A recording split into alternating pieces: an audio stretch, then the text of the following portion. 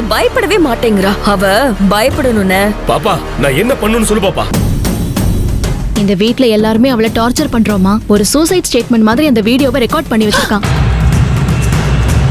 இந்த பிரச்சனையை பொறுத்த வரைக்கும் ஆரம்பம் என்னன்னு சத்யா காட்டிட்டா, முடிவு என்னன்னு நாம காட்டுவோம்.